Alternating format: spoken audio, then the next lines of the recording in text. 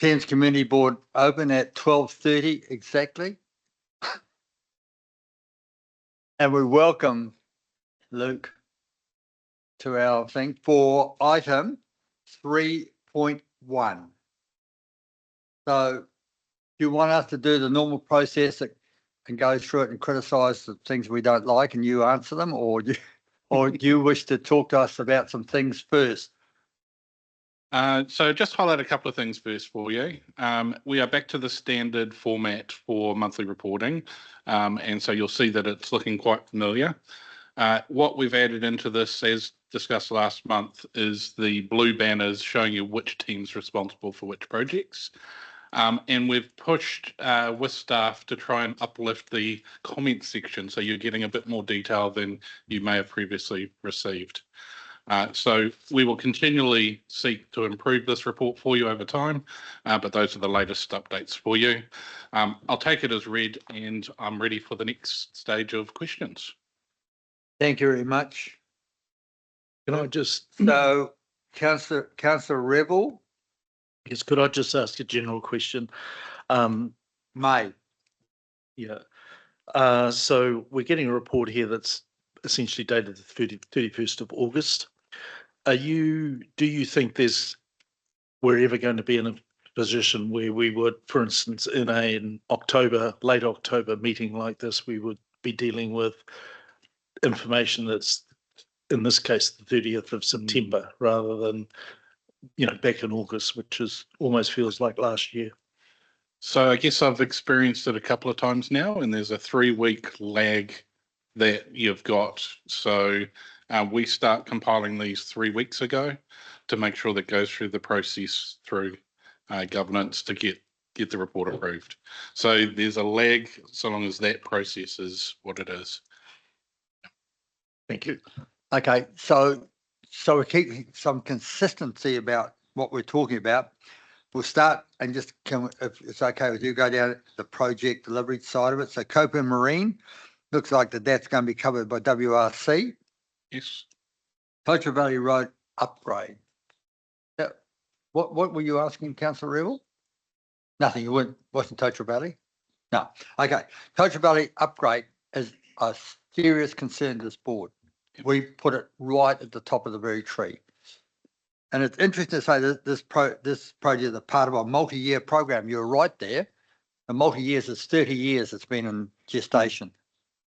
And I think that we, Thames Community Board, this triennium, would like to see some sticks in the ground. My concern, and I'm not here to criticise you because you're new to Thames. My concern is that you're looking at things here and it's highlighted red as being significant issues, no plan in place. And I ask you this question, are you aware that CBAS has come forward with another option regarding the roading? So we're in discussions with the developers as part of the feasibility work that's underway. As reported last time, we are aiming towards that December council meeting to provide that report back. So we've engaged a consultant. We've got multiple parts of council involved to pull together this picture to come to council with some options to resolve the red status. So December is the mission critical D-Day for this particular project. And there is a lot of work going on in the background, and some of that work is with the different developers up that particular road. So it always bugs me when I see the people on TV saying, but you didn't answer my question. But are you looking in particular at CBAS's option of another road? So one road up and a second road down through their subdivision.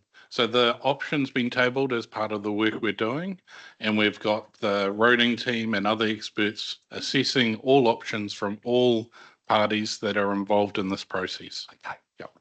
So our informant, the people we're speaking to, people we have spoken to, assure us that we could reduce the cost of that Totra Valley Road project by 25%. And they question as to why, and just for you to take back because we don't really get another chance to see you much before the end of the year. Why either road up or down on that road, either lane up or down, for want of a better word, is 3.5 metres. I mean, that's equivalent to a motorway width. And why there's parking on both sides of the Totara Valley Road when there's, and a footpath, which is going to extend out. The question.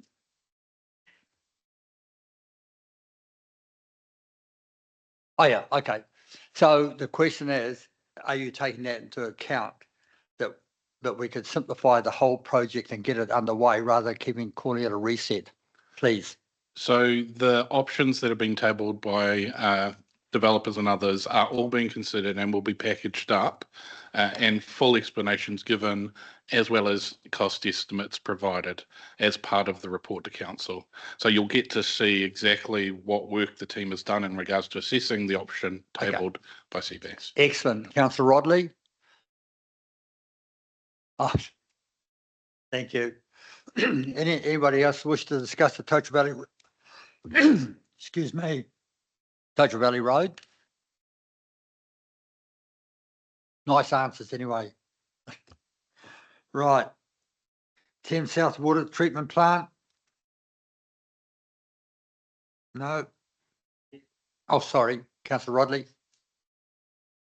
So I'm aware with this one that the water regulator was very keen for us to, I think, have it done by Christmas this year. Presumably, they're happy with the fact that we have a plan and we're doing things, and they're not going to jump on us just yet. Correct. Thank you.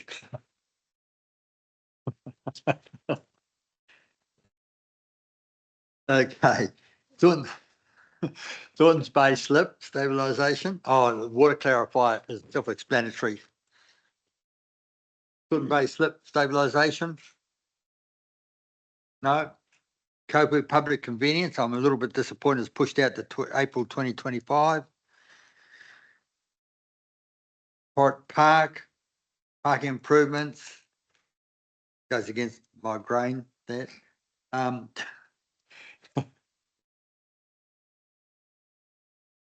Right.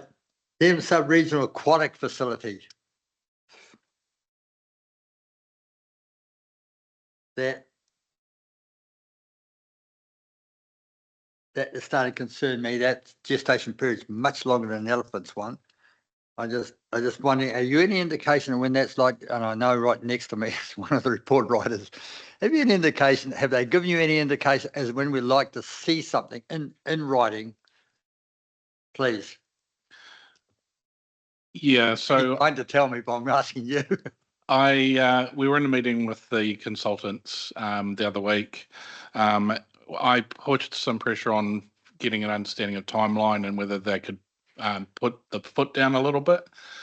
There was a really good explanation that actually it's a really complex thing to assess and that there's multiple experts involved and they need to finish one piece of work which will inform the next expert to be able to assess and get through to an outcome, which gives us a report that gives us a really good understanding of the feasibility for the options that have been requested. So it is taking a bit longer than probably what you thought, but we're talking about quality over speed to ensure you get the best information for a decision. Right. Thames critical structure renewals. Anybody, any comment about footpaths, bridges?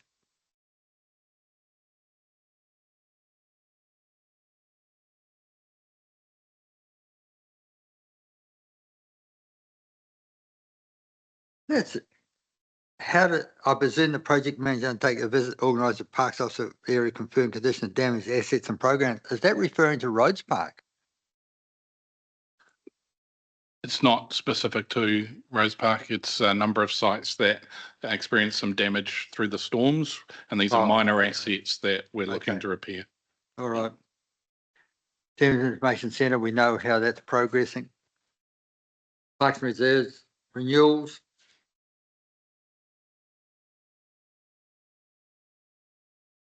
I'm sure that Board Member McKenzie will see number 1 cricket wicket to be replaced by November 2024. Any comments? Go. How good? Eh? Oh, good. That's good. Oh, that's good. Oh, you're No, happy, good. are you? Yeah, There you happy, are. There's a yeah. plus. It's terrible. It's terrible. So it's going to be good. Councillor Rodley. Just around the, it specifically mentions the asset group looking at fencing, and I'm not expecting an answer straight off the top of your head. There was a comment made by the croquet club a year or so ago about the state of the fence along in front of the croquet club. Is it possible to just to check to see if that has come up on their radar? Yes, I can take that away and we'll get that looked at. I believe, sorry, Oh. I was going to say, just to add to that, I think the croquet club were concerned about the state of the fence because they were hosting a rather large tournament over the summer, and it may not be as high a priority for them because of, the tournament has already been passed. Thank you, Councillor Sinclair. Area manager. Rodley? The chair. Through the chair, the ceiling of Porritt Park basketball court, is that the painting of the new design ceiling that you're talking about? Do you know? I don't know offhand. My assumption would be that it's sealing in regards to the surface, so resealing. But I will It verify hasn't been that. sealed yet. I just wondered whether that actually meant the marking of it, because there was a design to be chosen and then put in. I don't know. But that's, I guess that sits with Derek's team. Do you know anything about it, Rose? Huh. They have been, Derek has been working with the contractor, and they had a children's competition around the colours and the look. Yeah. And so that'll be coming together pretty shortly, finalised. Yeah. I don't propose to get involved in any comments about Porritt Park at the moment, except to say that probably if we got the marking, we'd be happy under the current circumstances. I'll skip over Thames Cemeteries. One boat ramp. Recreation facilities, Thames War Memorial Civic Centre renewals. You're all happy about that? Total of 7,148. I see the cameras have been put in place down there, or see them being put in place. Councillor Rodley. Yes, there are some new tables that mentions tables, and they are there now, so they look pretty cool. Right. Okay, libraries. I had to ask the area manager for some explanation of why that we've got the large print books here in Thames and then distributed them to district libraries, but she explained that to me as to we are probably the principal library, and all the other like Tairua 10,000, Whangatara 7,700, 77,000 K, Berry Landing 1,600, and places like that all pay out of their own rates for that, and we just actually act as the purchaser and the distributor of those books. Right, roading, footpaths, Thames street light renewals, the east have got to the end of their life, and then you go to Pollen Street lighting upgrade, which will rip the ration book for Councillor Rebel, who thought he was going to shift it 284,000 out to Rhodes Park. Been taken off the agenda altogether. Councillor Rebel, did you want to comment? I'm just clarifying that, in fact, there will be no work done on Pollen Street lighting upgrades in this financial year. That is my understanding, that the NZTA reductions have impacted what work we can and can't do, and this is one that we cannot do. So the 248,000 to 84. It's gone up. 778.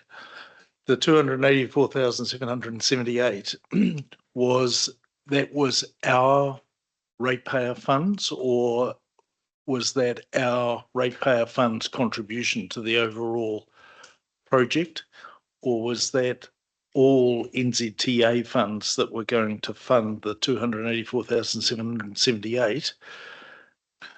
So I'd suggest that Ed is the best person to answer that question, because he's been dealing with NZTA on this matter. I'll take that away and make sure we get an answer back through to you.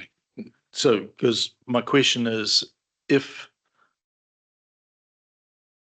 Does that therefore leave any money in the roading coffers or any budget in the roading coffers that had been associated with the Pollen Street lighting upgrade? So I would say Ed to confirm, but I would suggest that the whole program's under pressure because of the reduced funding from NZTA. And so if you look at a project like that, where there's a percentage of that project funded by NZTA, the balance may be to be used for the prioritised work program where you haven't funded, we've lost funding elsewhere. So there may be health and safety type related works and things like that. But that is for Ed to confirm. If you could for just dig into that for us, Yeah, that'd be great. sure. Thanks. Oh, actually mentions NZTA funding. I presume the N in front of that stands for National Long-Term Plan. Must be. National Land Transport. NL2B. Oh, there you are, National Land Transport Plan. Right. Silly me. Are these, does that, I'm a bit concerned about those Pollen Street lights. Are they fit for purpose? You think? I've not seen Asphalt? them. I can't comment on the lights. I'm sorry. We're just hoping, all you had to say was yes. Mhm. So we can put our flags up. We discussed the National Land Transport Program and its effects on council at our council meeting last week, and I sent an email to the board with a link to the YouTube video and a timestamp. So I highly recommend it. We had a good 20-minute discussion about the implications, and then there's the paper as well. And I really, because it is going to have an impact on the work that we do as a community board and the priorities that we have, I do recommend you watching that. Right, thank you. Did you hear that? Right, nearly there. Well, that is it.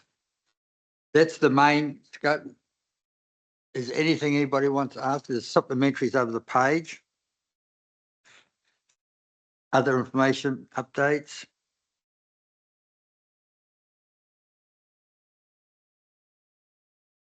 I guess the one that probably will affect the Thames residents and ratepayers the most will be the shoreline management plan. And that comes before us in November 2024. Well, it does say that we're going to be getting an update, and I assume that's happening in the workshopy thingy. Yeah. So that's going to be either an eye opener or a catalyst for people to sell and move on. So, and we've covered the installation of those projects, Thames Surround, the spatial plan, Thames Sports Partnership Project. Okay, there be no further, oh, sorry, Councillor Rodley. Sorry, I've just noticed that I made a note about the Thames footpath rehabilitation to ask a question. The area, the paved areas around the Pollen Mary Street intersection, specifically the part outside the ANZ on the ANZ corner. The pavers there are all over the place, and the surrounds around the trees sort of have big gaps, and it looks like the whole thing really needs some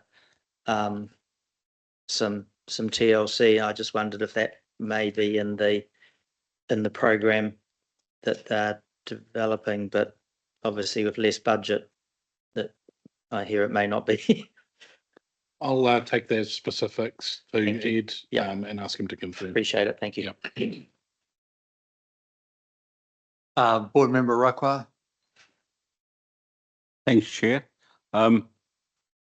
Is okay to ask a question whether Pollen Street pavers, Sorry, what was the last piece? the footpath area? Oh, yeah. They used to be clean some time of the year, but they're not doing good job. So there's any option to keep those footpath area clean? Because got lots of areas it's not that looking good. I'll add that to the catch up with Ed around the maintenance of Pollen Street. Just a comment on that the Thames footpaths are cleaned by a contractor once a year. hire or same contractor does theirs twice a year. I mean, at the end of the day, you can have whatever you like. You have them done monthly, but it all costs the ratepayers.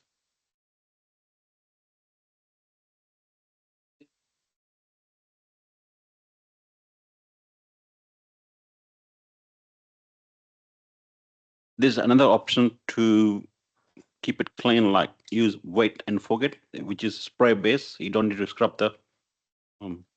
Yeah, Just- I'm not just- sure that some of the things you're referring to are like chewing gum and things like that, wet and forget. Not that proactive with chewing gum.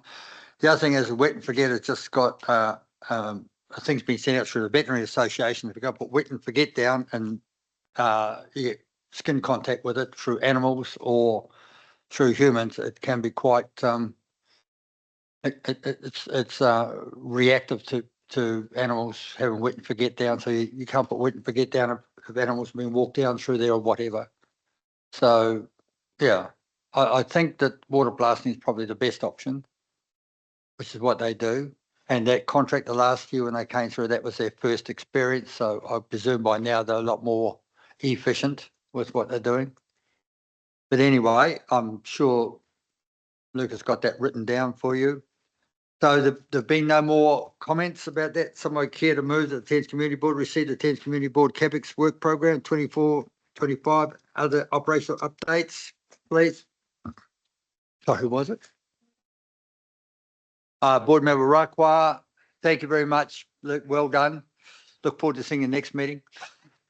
You may not. All those in favour, please say aye. Those against, declared carried. The next one is your action schedule. It's very small over the page, attachment A. Anybody got any questions regarding that? Otherwise, we'll move that be received. Councillor Revel. Oh, good. Thank you. Seconded by that. So it's open for discussion if anybody wants to discuss it. My real concern is that I lodged an application with the roading manager or saying that about the heritage lights in Grahamstown, which were removed on the 13th of December 2023, and to date I've had no response.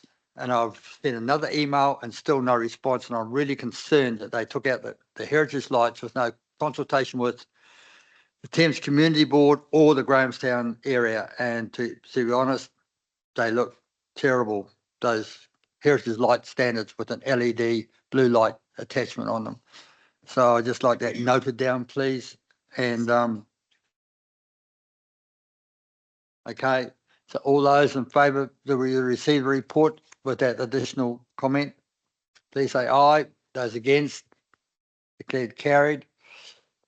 Chairperson's report, the most exciting part. Oh, I've got to say with the chairperson's report, thank you for those members who put in, but in particular, thank you to our governance officer, Jenna, who managed to praise them down to not being 10 pages of members' reports. But I think, and I understand, and as people listening out there now, I understand that this is one of the most, for want of a better word, interesting chair reports that goes out amongst the 5 community boards.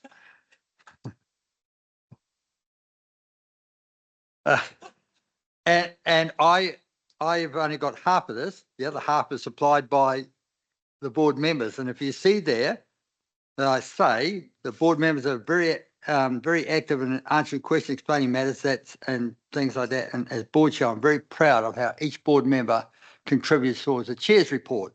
It's just not the chair. The chair is 1/7 of this board. And, you know, together as a collective, we make this board work.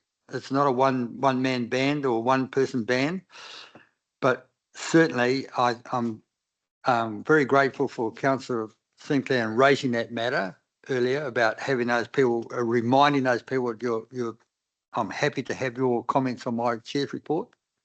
And can I just apologise for the fact that I did not contribute to the report in spite of what I thought was a very helpful reminder. My apologies. But next time. The homeless thing is in my opening paragraph is a real concern to me. And currently we have a homeless couple by the Croquet Club in Cairns with 3 dogs in a station wagon. And I struggle to see how we as a community let that happen and why we're not more proactive in finding it. I have rung MSD and I don't want to go into details, but it is awkward to obtain a house with dogs, but it really grates me every time I go down to the dog park that those people can't live like human beings in a house under a roof and not be cooped up in a car, especially coming into summer with 3 dogs. It's third world country, if I was so brave as to say that. So it's a real concern. And if you want to know more about it, if you go onto YouTube seriously and look up homeless people, it's horrific what's happening around the world with homeless people. Totally horrific. So those of us who've got roofs over our head, we should be eternally grateful for that small mercy. Okay, I'm going to move the report that the Thames Community Board receives the Chairperson's Report dated the 3rd of October 2024. Do I have a seconder, please? Board Member Rakwa. All those in favour, please say aye. Those against, declared carried. Thank you. Unanimous vote.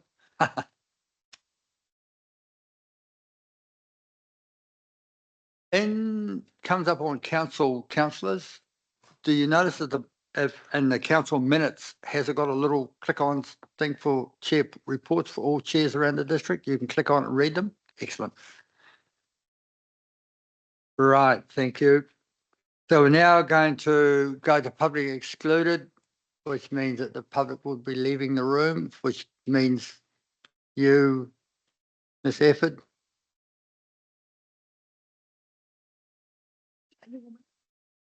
Okay, so big pun.